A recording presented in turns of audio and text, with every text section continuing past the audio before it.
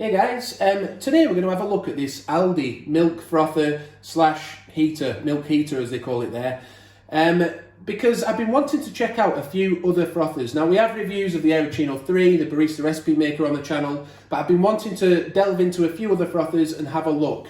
I did look in Aldi recently and I couldn't find it, but then this popped up, didn't it, last night, Abby? Yeah, so I was just on Instagram last night and they had a little advert for the milk frother being back in stock again. So I went down this morning and there was quite a lot in our store actually. I chose this black one. There was a grey option as well, and they are $19.99. So it's a pretty cheap milk frother really. I thought a bit of a bargain, so why not give it a try?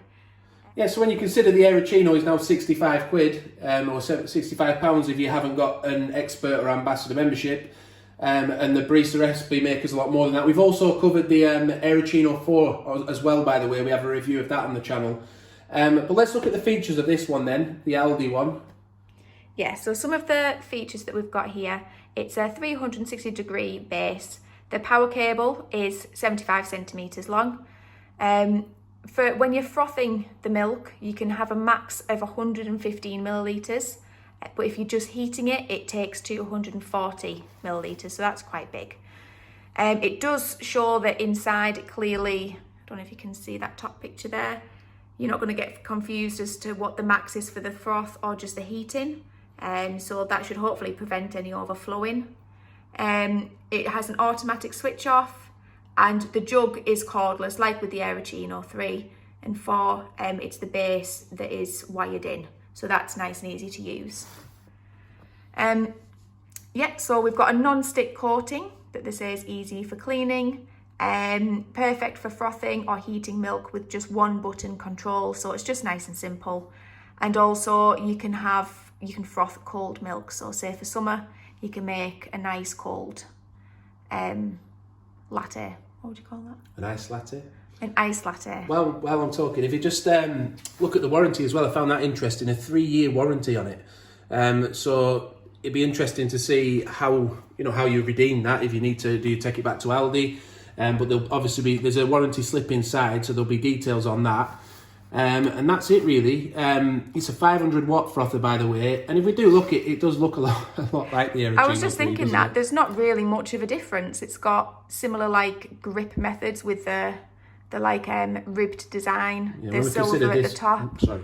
No, it's all right. Just that chrome at the top. It's pretty similar, isn't it? Yeah. When we consider this one, the Aeroccino 3 is now £65. Like I said, at £20, if it does the job and if it does a good job and it's got life in it, I mean, that's encouraging, isn't it? A 3-year warranty. If you're going to get 3 years out of something at £20 and it does a decent job of frothing the milk and heating the milk, and then that's a bargain, isn't it? But we'll see. We'll get it out of the box and we'll see what it's like. So, first thoughts then, it's bigger than the Aeroccino 3, and it's funny because in the box, for some reason, I thought it was going to be a little bit smaller, but it's not. It looks a lot bigger, doesn't it? If we go above, we'll see differences in the design, the way the lid comes out further. It is a £20 milk frother, and you do see the differences, I've got to say, versus the Aeroccino 3. The button doesn't feel quite as nice. The coating inside also, it doesn't feel quite the same, and the spring isn't magnetic like it is with the Aeroccino 3. You have to really pull to get that out, but you can clip it out for when you're just warming the milk instead of frothing it, to take that spring off. So we'll try that in a second. The lid, again, it's £20 though, isn't it? So you're not going to get the same quality. But yeah, that's the first look at the machine. There are our first thoughts on it. There is another colour, by the way. You can get it in white as well. So we've got black, grey and white. So we've got the manual inside. The brand name, by the way, is Ambiano, if you haven't clocked that already. Also on the warranty, it does say that it is an Aldi warranty. It's got after sales support and an Aldi UK email address on there. But on the other side, it does say it's a 3-year warranty, but it says 6 months for wear parts and consumables under normal proper conditions of use.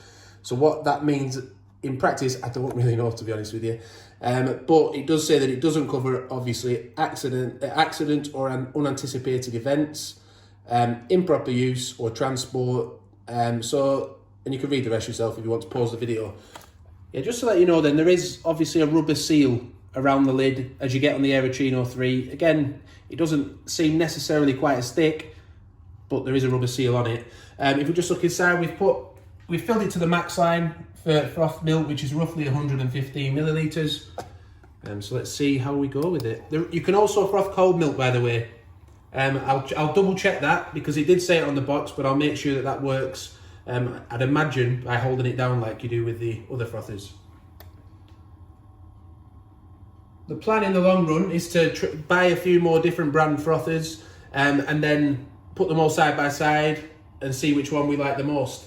But in case, if you don't have time to wait for that and you're trying to decide whether to go for an Aldi one or an espresso one, we do have a video on the channel where we compare the Aeroccino 3 to the Aeroccino 4, which isn't here right now, and then the barista recipe maker.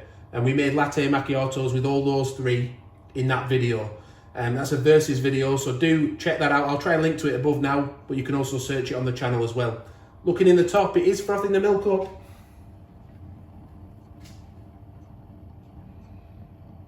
It's a nice quiet machine. Yeah, it is quiet. It keeps on clicking. You need quite big hands though, don't you? It's quite a bulky unit, isn't it? Mm.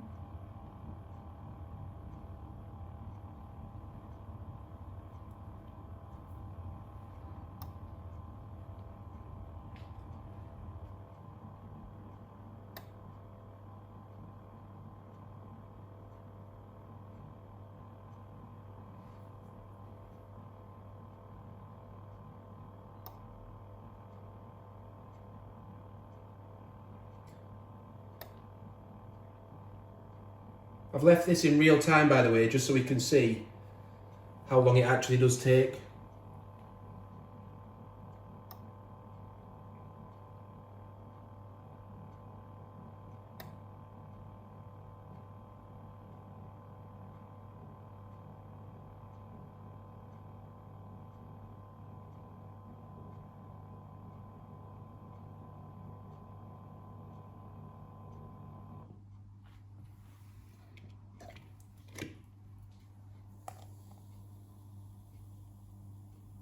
So, I mean, I've got to give it its due. It's very frothy. There's a nice amount of froth there.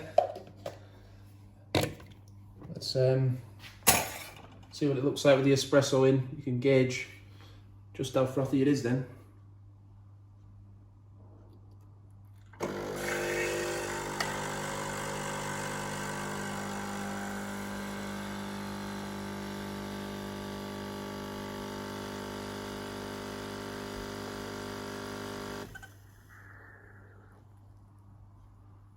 I mean, is it possible to be too frothy? It does seem like the coffee's just gone. I've made a lot of latte macchiatos on this channel. And that does seem to be very, very frothy. It's not mixing with the coffee at all, is it? But you can see that band of coffee is starting to come at the bottom there. It's going to make it difficult to drink, but we'll give it a go. I'll give it a try. Yeah, I had to tilt it quite a bit for them to get any coffee out of there, but I'd imagine it would settle down as you're drinking. Some of that froth is going to blend in with the coffee and become easier to drink, isn't it? But that is just an accurate representation. We've got 115 ml of semi-skim milk in there. It's frothed up. There's plenty of froth. There's no arguments there. But is there too much froth? That's for you to decide. Let us know in the comments what you think. Also, by the way, if you've had one of these frothers for a long time, it'd be great to hear in the comments any longevity comments that you've got as to how long you actually do get out of it, and how long it stayed working for, basically. So please do let us know that in the comments. What I'm going to do now, actually, is I'll try it as just a milk warmer. I'll make a latte, and I'll also test the temperature of the milk too. Just so you know then, from looking at the manual on this machine, on this device, it doesn't look like you have to take the spring off. It's actually on the inside of the lid, there's a heating whisk, and then you have a frothing whisk. And when you're not using this one, just pop it back in there. So that's good for convenient storage. But it's good because you don't have to keep removing the spring on the whisk, which is less chance of damaging it over time. So that's nice to know. But obviously you want to clean it and make sure it's nice and clean behind these bits from, but you don't have to remove it all the time, which is good. What's interesting though, this might give you a bit of a laugh, but I actually can't put it on because it's quite a deep, if we look inside, it's quite deep, isn't it? And I tried to pop the spring in, and I've got quite, we always joke about this on the channel, I've got quite big hands, and this might prove it, because I actually can't get to the bottom. So actually, my wife's laughing here, but I can't get in there to clip it on.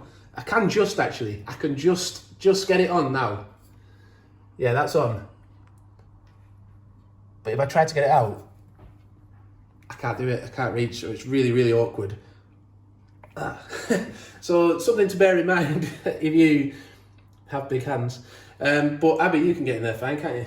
Yeah, so I can take it in and out easily enough because obviously I've just got little hands. But it's because it's quite tall, yeah, it's still got like a narrow opening. But what I did want to point out is just, like I say, it clips onto that plastic base at the bottom, and I don't know if you can see it very well, but it matches this shape in here, so kind of like a rectangle. Now the annoying thing is you have to have it perfectly like the right way around for it to clip on, so it is quite fiddly. It's not the easiest thing that you can do like without looking and thinking about it. It's got to be in the right position, so yeah, that's just something to bear in mind. So what we'll do now then, we'll get it filled up to this max line inside with milk to just warm the milk for a latte, and then I'll test the temperature of the milk before we pour it out, and then just show you what it looks like as a latte, how much froth there is on that setting. Right, so we've got a shot of coffee ready to make a latte. You can put 2 shots in if you want to, but for the purpose of the video, I'm not wasting my coffee pods, I'm just going to use 1 today. So let's press it and see how long it takes to heat up, because obviously it may take longer to heat this milk up because there's a lot more milk basically. As we can see in the top there, we've got the whisk from the frothing whisk, or the frothing whisk, nicely stored away there. And I will test the heat of it when it's finished too. Right, let's test the temperature.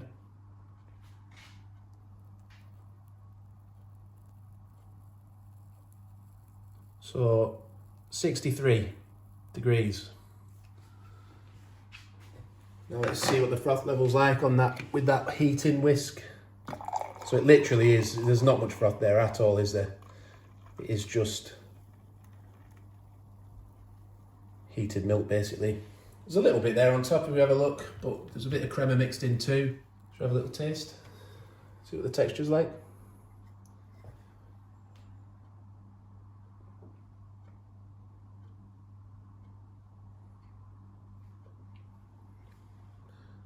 It's quite pleasant, you know, it's quite pleasant. It's not really frothy, but I mean, it's a latte, you wouldn't want it to be, would you? Heat-wise, we have been sipping away, both me and Abby, off camera now. I like my coffee hot, really, not like scald your tongue hot, but it's just, it felt a little bit on the warm side for me. I think I would have to drink it very quickly. So that's the end of our review really of the Ambiano, but Aldi milk frother / milk heater, warmer, whatever you want to call it. But I hope you found it helpful. I hope it's helped you to make a decision as to whether this is the right frother for you. I'd love to hear your decision in the comments. Be great to hear that, or your thoughts on the machine, and also, like I say, whether you've had one in the past and how long they ended up lasting in the end. But thanks for watching. Do give the video a like, subscribe to the channel, and hit the notification bell so you don't miss future videos. Bye for now.